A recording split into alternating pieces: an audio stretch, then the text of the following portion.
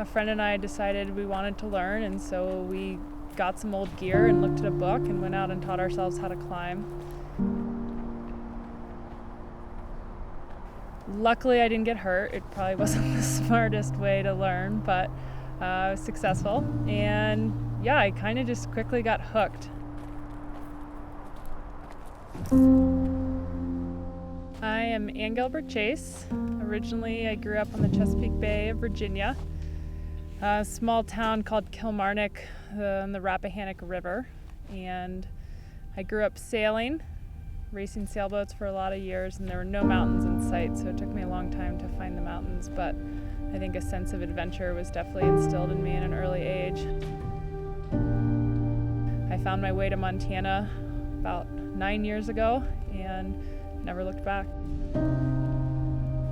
You know, I think honestly from the moment I first did it, I was hooked. I just knew that it was something that I would always do and would forever be in my life.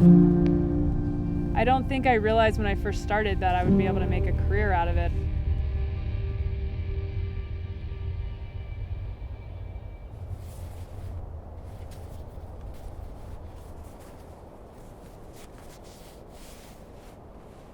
I kind of progressed and moved into the area of alpine climbing, which to me, I think it's the purest sort of style of climbing there is, because you have to have so many tricks in your bag to get up a mountain and get down safely. And I also think you have to like to suffer a little bit, and I think for whatever reason, I tend to like it. A lot of times we talk about it and say that it's type 2 fun. So it's more fun after the fact. Type 1 is when it's fun in the moment, and type 2 is when you kind of look back and you're like, oh yeah, that was fun. 2 years ago, I went to climb this mountain in India called Nilkantha, and we received some grants to go over there and climb, and we were attempting a new route. We were about 200 meters from the top, and all day long these clouds had been kind of coming in, and they kept to the side, and so we felt that we were still safe. And we got about 200 meters from the top, and the storm landed on top of us. It was a static electricity storm, and so we got in a hailstorm, and then also we were getting shocked. Like, I was getting shocked in the temples, partners were getting shocked in the chest and the waist, and it was pretty intense, and we were super lucky that it was only shocks and not real lightning strikes. You know, we quickly knew it was time to go down, and it was pretty intense to be, 22,000 feet up on an exposed ridge, getting shocked.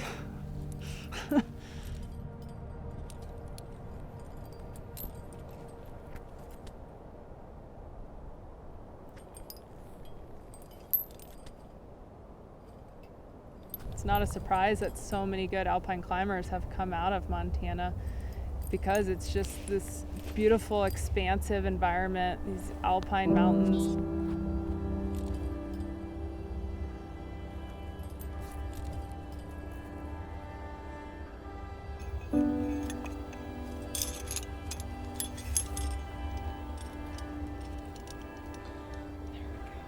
I think, I'm very fortunate and very lucky that I get to do this as a job and get to travel and see these things, not only in our own backyard of Montana, but around the world. And it's so simple, but it's also so rewarding at the same time.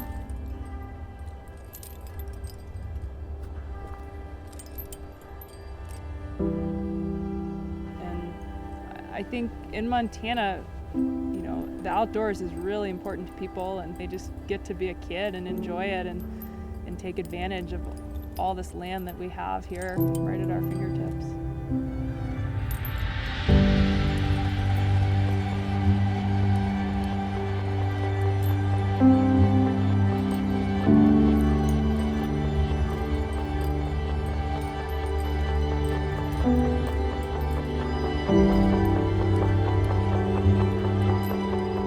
And it's one of my favorite things of coming back after a big alpine trip where I'd been gone for 5-6 weeks, and to come home and go climbing with friends.